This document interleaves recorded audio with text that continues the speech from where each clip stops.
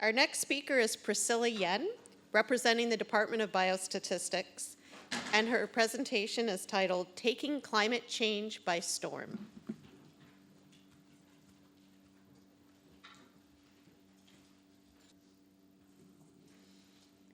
When I say climate change, how many of you think of global warming? When I think of climate change, I think of storm. Not storms, storm. Allow me to explain. I believe most of us would agree that global warming is just the tip of the iceberg. Climate change entails so much more. Ocean acidification, extreme rainfall patterns, droughts. And these changes have a significant impact on the public's health. For one, we're seeing an increase and shift in vector-borne pathogens. This leads to a shift in diseases like dengue and Zika to new populations.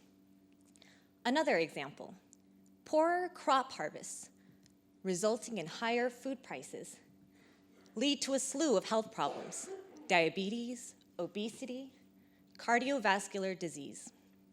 And consider this: earlier and longer pollination coupled with air pollution leads to increased asthma prevalence. These are but 3 examples of how climate change affects us, and figuring out the myriad other ways and their scopes can be overwhelming. How do we get a handle on this issue? STORM. What is STORM? It is an acronym that I've created. 5 priorities that can be systematically addressed to counter climate change's impact on public health. Sample, tag, outline, ready, measure. Our first priority is S, sample. Select a sample of cities or locations for future modeling.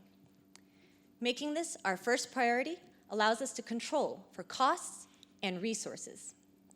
And of course, the sample should be broad enough to allow us to avoid making discordant extrapolations.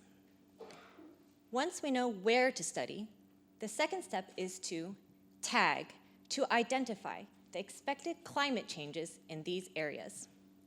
Did you know the United States predicts in 2050, hurricanes will pummel the East Coast and megadrought will blanket the Southwest.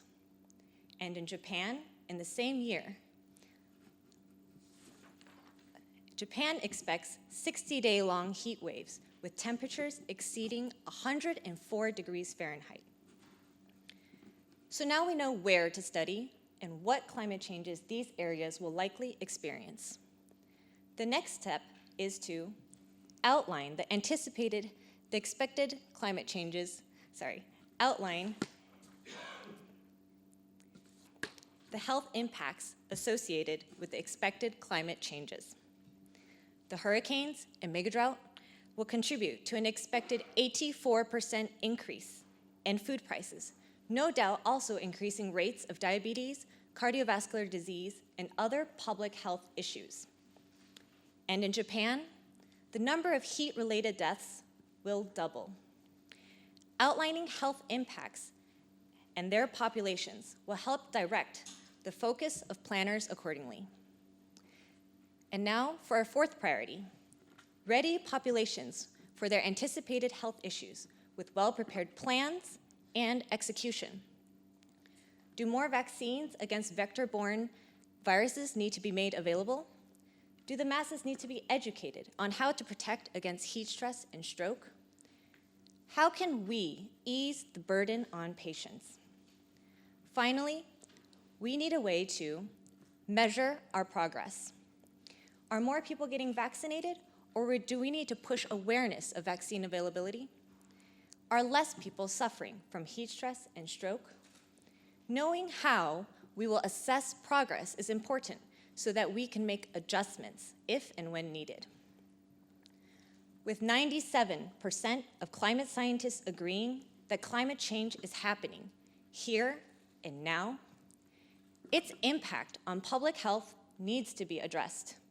If we can work together to carry out STORM, sample, tag, outline, ready, measure, we will be armed with the right tools to take on the adverse effects of climate change.